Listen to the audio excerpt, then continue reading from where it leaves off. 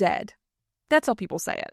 Like a headline, like a tragedy, like we're all supposed to pause, look solemn, and mourn the sudden disappearance of door-holding, coat-offering, bus-seat-surrendering masculinity. And listen, let's be clear up front.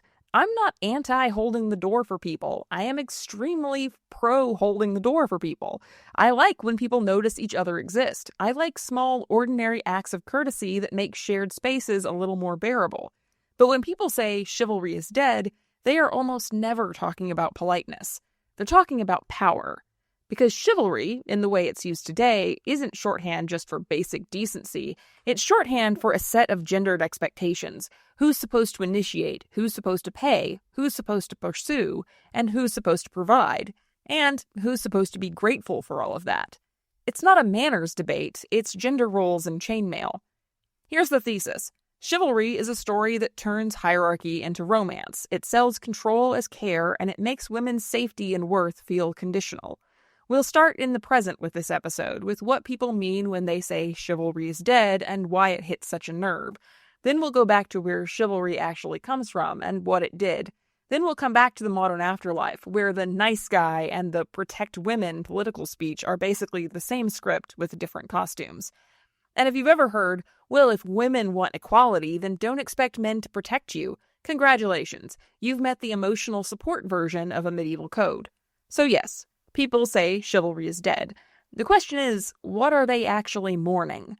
I'm Professor Meredith, and this is Bitchy History, From Knights to Nice Guys, the Afterlife of Chivalry. Something that's, kind of bitchy. Pretty bitchy. Bitchy? I know. It's just, bitchy. Well, first of all, you're a little bitchy. That's next level bitchy. When people say chivalry is dead, they don't all mean the same thing. For some people it means people are rude now. For others it means dating is exhausted and I'm sick of it. And for some others it means I miss the old way. Those are not the same sentence, but they all get flattened into the same phrase, and that's how a conversation about courtesy turns into a proxy war over gender roles. And before we go any further, welcome to Arc 3, Pretty Cages.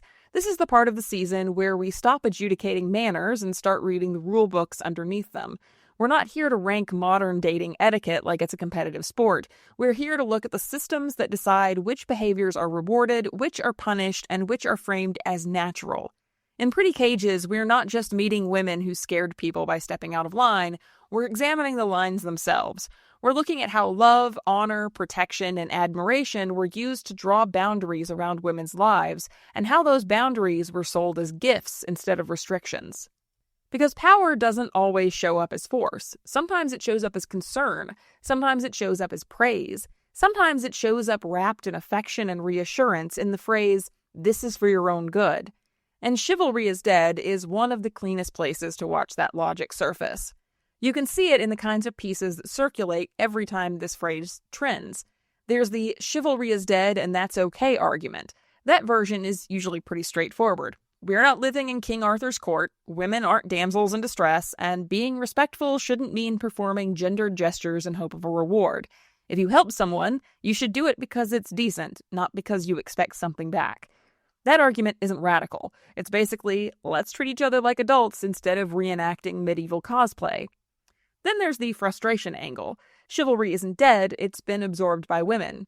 The gestures remain symbolic, holding doors, small courtesies, but the actual labor has shifted. Women plan dates. Women maintain emotional connection. Women initiate conversations. Women are expected to smooth over conflict. And then they're told this is equality now. Meanwhile, some men frame disengagement as progress, using feminism as an excuse to stop trying altogether. And then there's the panic version, the one where a single moment, like a man not offering his seat on a bus, becomes some sort of cultural emergency for the op-ed page. Suddenly we're not talking about public transportation etiquette, we're talking about whether men still respect women, whether women should expect special treatment from men, and whether equality has gone too far. What's interesting is how fast that debate splits. Some people say, offer seats based on need, not gender. Others say men should offer seats to women because it's respectful. And underneath both is the real disagreement. What is courtesy supposed to signal? Is courtesy a universal social practice, or is it gendered performance? That's where chivalry is dead stops being descriptive and starts being diagnostic, because the anxiety isn't really about seats or doors. It's about whether men and women are still supposed to relate through a script where men perform care and women receive it.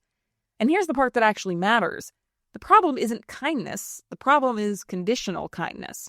Courtesy, in the basic sense, is for everyone. It's contextual. It's responsive. You help the person who needs help. You hold the door because someone is behind you. You give up a seat because someone is older, injured, pregnant, exhausted, or just clearly having a shit day. There's no gender IOU attached. Chivalry is different. Chivalry is gendered care that assumes it's part of a hierarchy. It's built on the idea that men give and women receive. And because it's framed as men doing something for women, it quietly expects something in return. Gratitude, deference, approval, compliance, sometimes attraction, sometimes silence, oftentimes sex. That's the hidden ledger. You can feel it when someone says, "I was just being nice," but what they mean is, "I did my part, now you do yours." You can feel it when a gesture is framed as generosity, but refusing it gets you labeled rude, ungrateful, or difficult. You can feel it when kindness disappears the moment a woman doesn't respond the right way. That's not courtesy, that's social leverage. And this is why chivalry is dead keeps resurfacing as a cultural complaint. Because when gender hierarchies loosen, gestures that once functioned as proof of virtue stop guaranteeing rewards. When women stop automatically playing the role of grateful recipient, the performance starts to look pointless to the people who were only doing it for validation, not basic human decency. So when someone mourns chivalry, what they're often mourning isn't the loss of kindness or politeness. It's the loss of a system where kindness came with built-in authority. And that's why we have to go back to where chivalry actually comes from, because the ledger didn't appear out of nowhere. It was built into the system from the beginning. Reality check, because modern people talk about chivalry like it was a spontaneous moral awakening. Like medieval Europe collectively discovered respect and decided to roll it out as a cultural upgrade. That is not what happened. Side note, if you were one of my women in history students that I taught at my former university, this section is going to feel a little bit like deja vu. I apologize. Quick note before we go into full chainmail. Chivalry is not a timeless medieval fact. It's a specific code that develops in a specific place and time and then gets romanticized until people start treating the romance like history. Chivalry grows out of a knightly culture shaped by mounted warfare. Horses, armor, training, weapons, land, status. This is a world where violence isn't an occasional crisis, it's a social function. And the men who can afford the equipment and the training occupy a distinct rung of power. They're not just fighters, they're an entire social class. Chivalry, or the chivalric code, is an informal and varying code of conduct that develops in Europe as an ideal between roughly 1170 and 1220. It's closely associated with the medieval Christian institution of knighthood.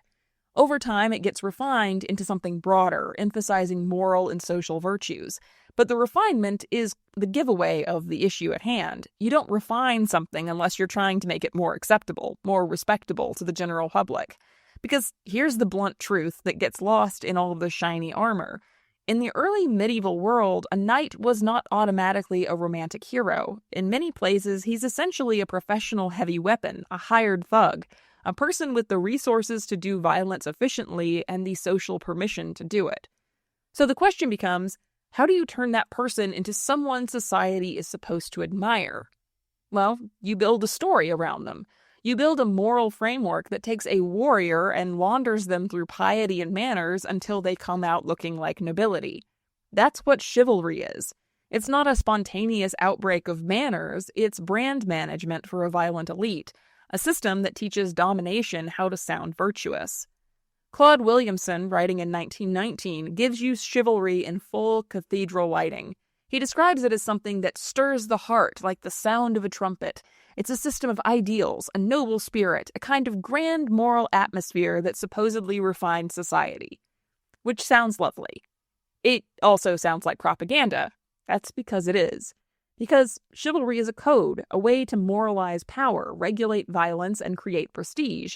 It says, you aren't powerful because you can harm people. You're powerful because you're honorable, because you serve, because you're loyal, brave, pious, and generous, because your violence is disciplined and pointed at the correct targets. And if you want to see how chivalry tries to claim total moral authority, you can look at the 10 Commandments of chivalry that kind of shows up in popular retellings often. Believe what the church teaches, defend the church, defend the weak, love your country, keep your word, be generous, champion right and good against evil. And then, sitting right in the middle of this supposedly noble moral code, like it's perfectly normal, you get a commandment that tells you exactly what chivalry is for. Make war against the infidel without cessation and without mercy. So yes, defend the weak, keep your word, be generous, champion good against evil, also relentlessly pursue holy war. That isn't a contradiction, it's the worldview of the time. The phrase age of chivalry is a very misleading one. It encourages people to imagine an era in the past where honor was a normal part of the knight's day, and men all behaved like Arthurian heroes as a matter of course. But chivalry, as a coherent code, isn't some timeless medieval default. It's an ideal built and rebuilt over time, especially in the late Middle Ages, shaped by crusading memory, aristocratic performance culture, and courtly love fantasies. It's something you can teach, circulate, and rehearse. It becomes less, this is what knights do, and more, this is what we think knights should be. And you can see that construction happening clearly in the medieval texts that try to define knighthood and its ideals. The anonymous Ordine de Chevalier tells a story about a captured knight explaining the rituals of knighthood to Saladin. Ramon Lull's Libri dell'Ordine de Cavalleria, and I know I'm saying these terribly, lay off, I'm not good at other languages, lays out what knighthood is supposed to mean.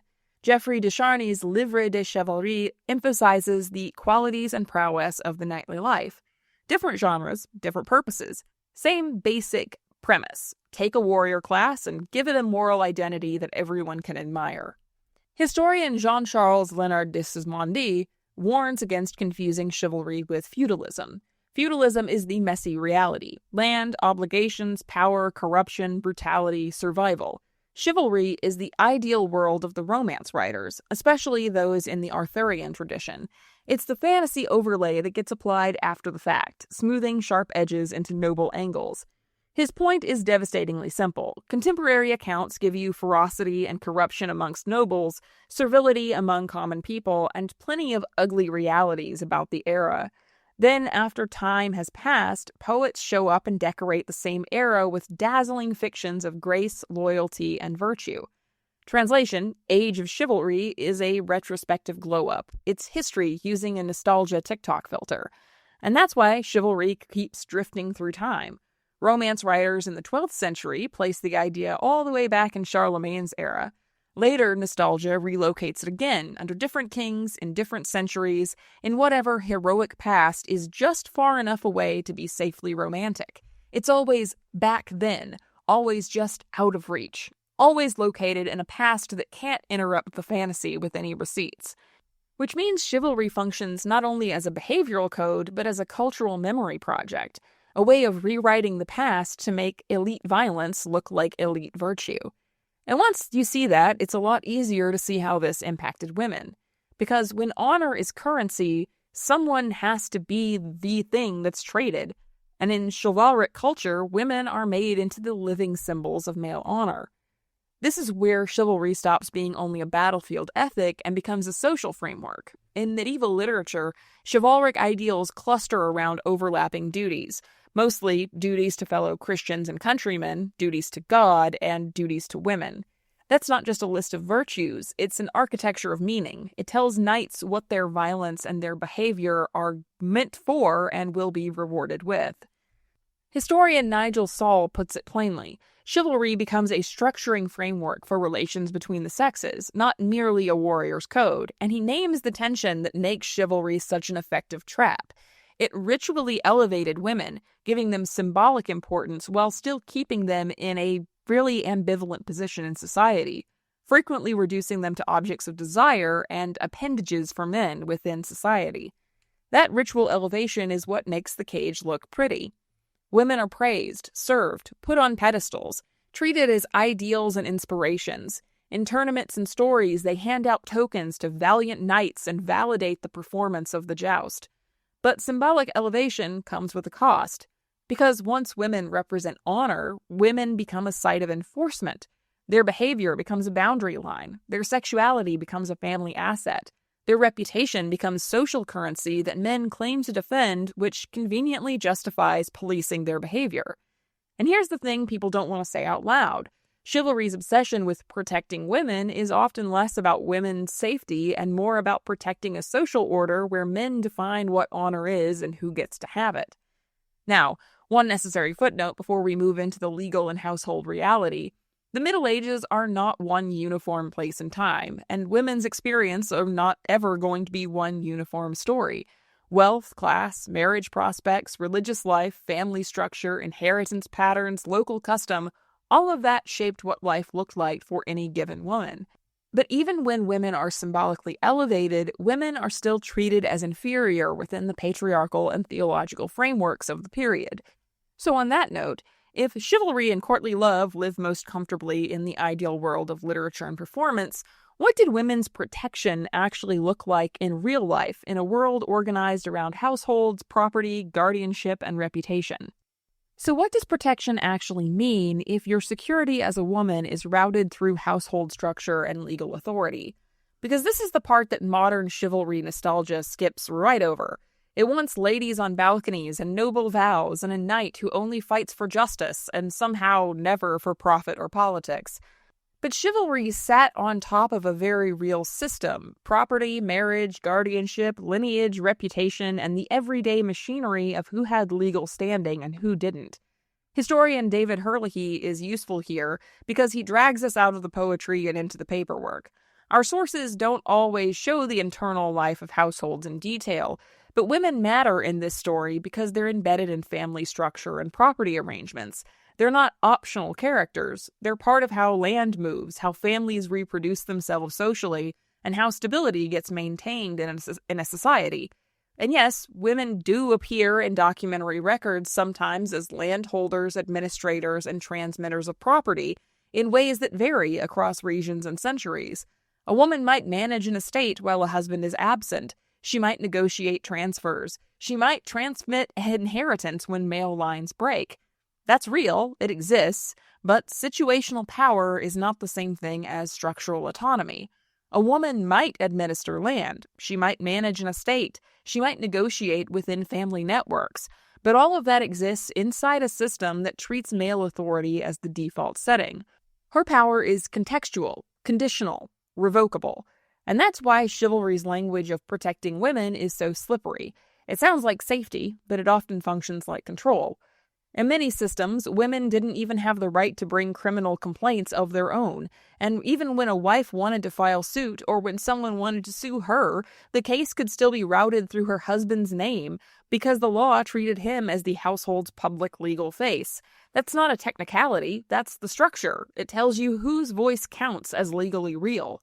You can see that logic play out very clearly in The Last Duel, the 2021 film based on a real court case in France in 1386. Marguerite accuses Jacques Legris of raping her, but the case does not belong to her in the eyes of the law. It belongs to her husband. Her accusation has to be carried into court through him, argued in his name, and ultimately resolved through a judicial duel between two men.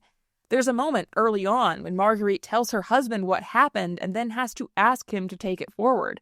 Not because she doubts herself, but because without him she has no legal standing in the French court. And the stakes make the system's cruelty unmistakable. If her husband loses the duel, she isn't just not believed, she's judged by God to have lied and sentenced to be burned alive. That's what it means when protection is routed through male authority. Even naming violence against yourself becomes conditional. Justice isn't something you access as a person. It's something you access through a man willing to represent you. That's where the issue of guardianship comes in. Early medieval law codes didn't just describe behavior, they encoded assumptions about who counted as a full legal person. And in many cases, protection shows up in the law as a woman not being allowed to exist fully under her own legal authority. A stark example comes from Lombard law. The Lombards were a Germanic people who ruled large parts of Italy from the late 6th century onwards. Their legal traditions were written down in the early Middle Ages, most famously in something called the Edict of King Rothari in the 7th century. This isn't every medieval legal system, but it makes the logic of protection through control unusually explicit. Under Lombard law, free women were not treated as legally autonomous adults in the way that free men were. A woman was expected to live under guardianship for her entire life. It meant that a woman's legal capacity, her ability to act, contract, or represent herself, was mediated through a male guardian, usually her father, husband, or close male kin. To summarize Rothari's position very bluntly, no free woman living under Lombard law could live under her own legal control. She must be under guardianship. In other words, protection is written directly into the legal structure as permanent supervision. Guardianship was framed as care, as responsibility. The guardian was supposed to look after the woman's best interests, but the cost of that protection was her autonomy. A woman's relationship to the law ran through a man. And once protection is defined that way, it becomes conditional. If your legitimacy and access to the legal world are routed through male authority, obedience becomes part of the arrangement. Reputation matters not just socially, but structurally, because a woman's behavior isn't treated as only her own concern. It reflects on the men who stand over her. This is why chivalry's language of protection maps so neatly onto legal structures like guardianship. Both frame control as care. Both treat women as valuable but vulnerable. Both assume that safety flows downward through hierarchy rather than outward as a shared social obligation.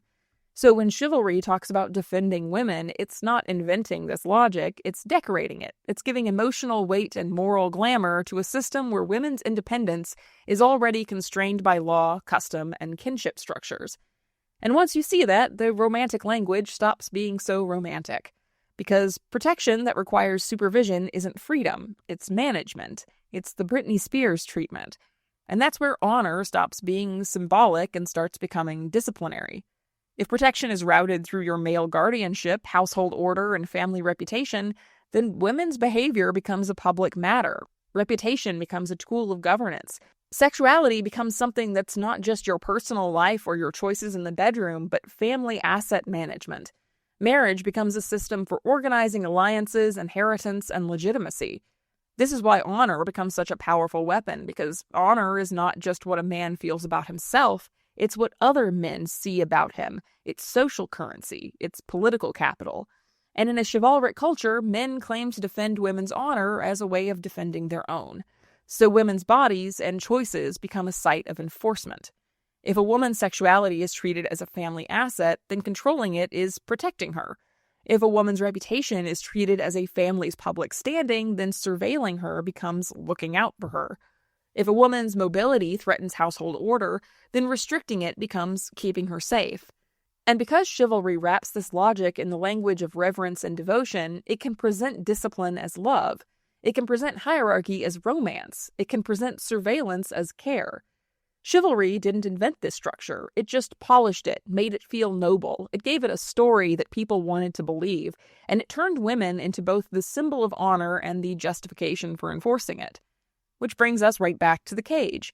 Because once protection is framed as something men provide to women, rather than something women possess as a right, it becomes very easy to withdraw, easy to weaponize, easy to turn into a warning. Behave correctly, or you lose access to safety. So now let's talk about the part of chivalry and Arthurian legend that is used to make women think it seems pretty and fun. Courtly love. If chivalry is the brand, courtly love is the advertising campaign. This is where the ideology gets taught, rehearsed, and made emotionally addictive. And it's also where you can see how chivalry can honor women while still keeping everything male-centered. Nigel Saul gives us a useful entry point through Sir Gawain and the Green Knight. In the poem, you get the line that men should do doughty deeds and do them for ladies, because that is the choicest thing in chivalry. Read like a Hallmark card, it sounds flattering. Men doing noble things for women. Women as the reason men rise above themselves. But this isn't just a cute sentiment. It's instruction. It's cultural schooling. It teaches elite men how to perform virtue, and it teaches elite women what role they're supposed to occupy inside that performance. And here's the paradox. In one line, women are important in chivalry, but not as full human beings, only as symbols.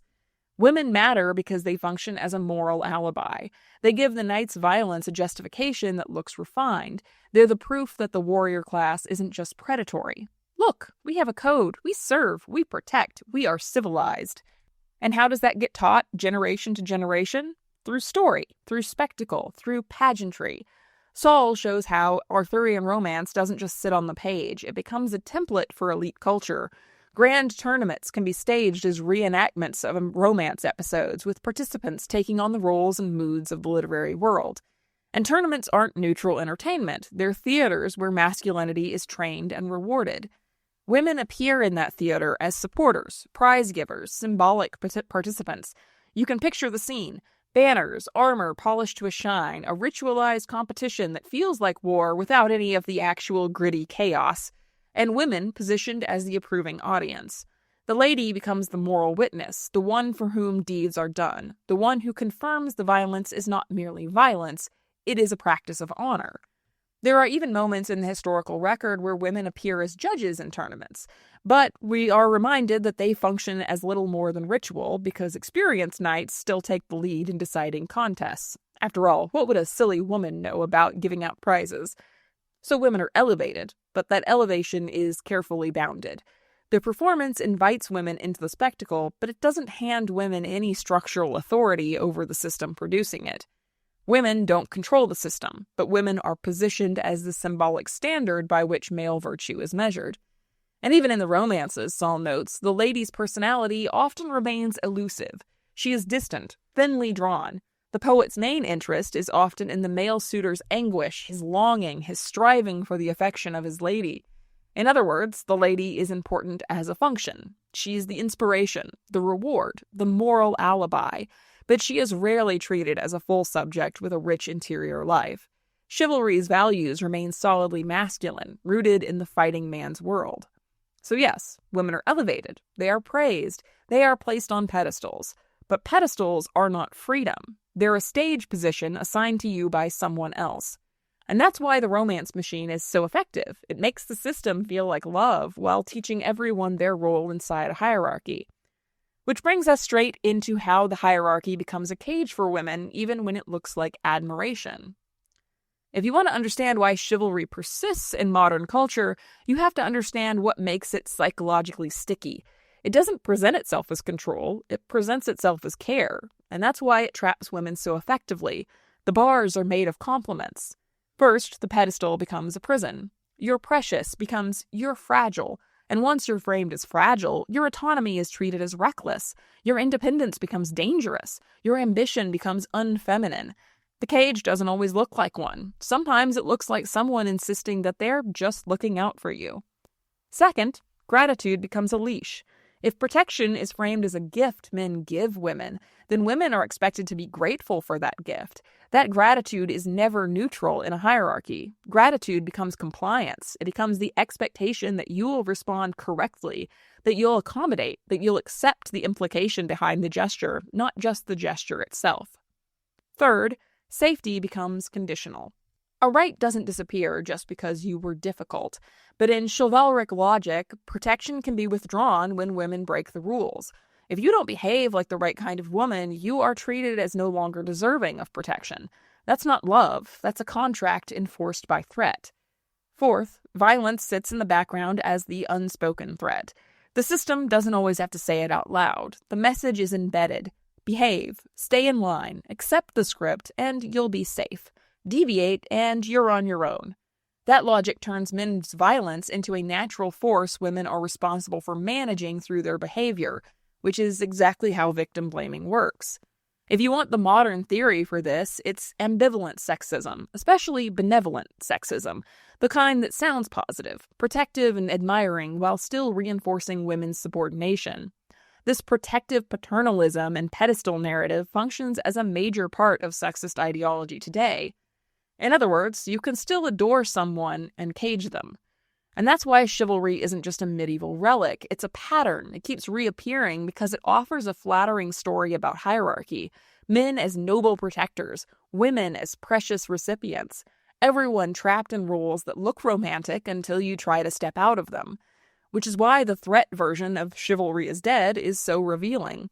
Because it's the moment the mask slips. It's the moment the care becomes conditional and the conditions become explicit. This is why that phrase keeps coming back, because the bargain is still here in our society.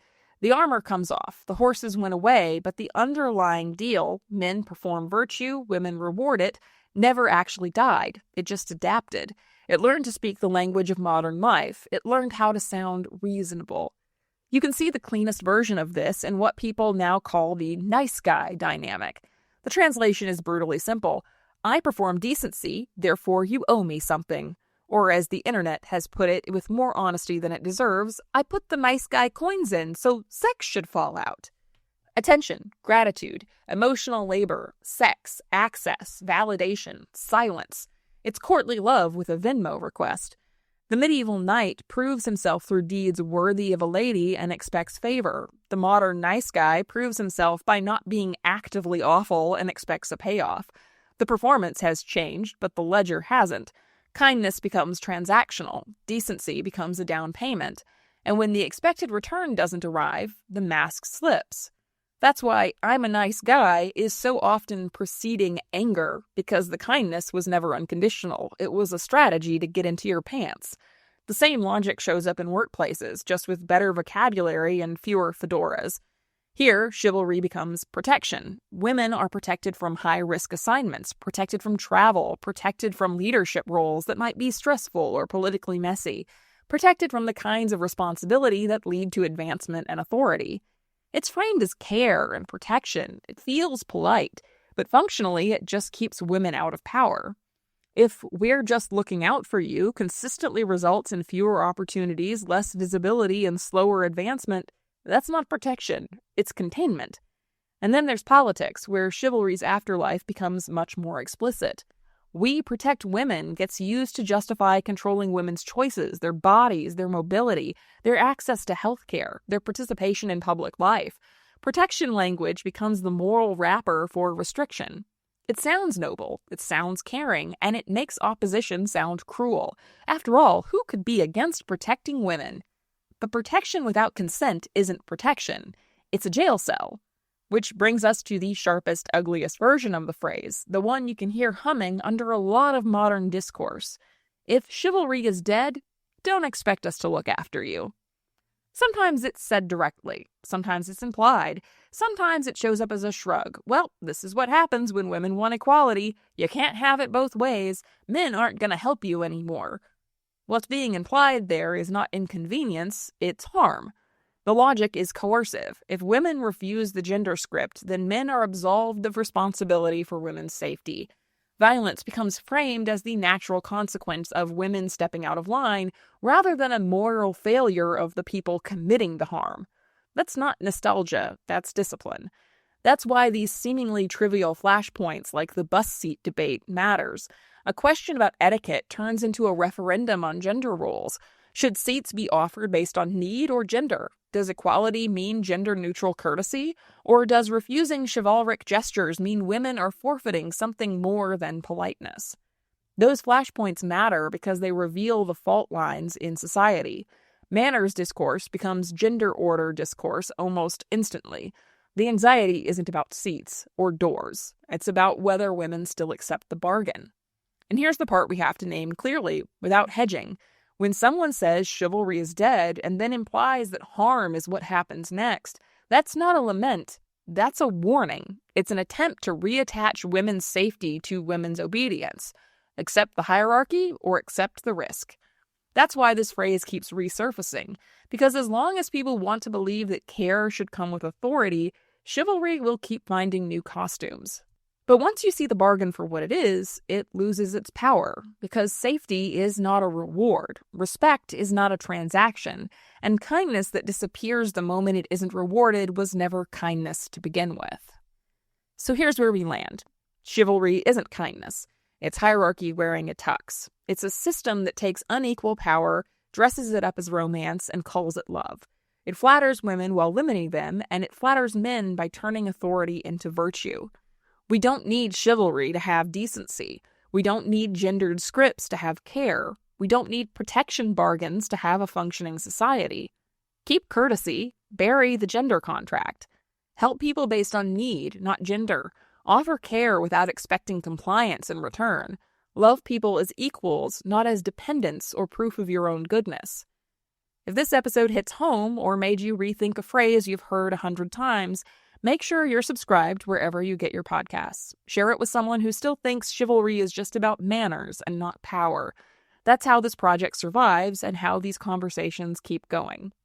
Next time, we're going deeper into the domestic scripts that make the cage feel like home, the ideologies that don't just police women in public, but trained them to police themselves. I'm Professor Meredith, and this is Bitchy History. History. History. History. History. History. What a bitch, right?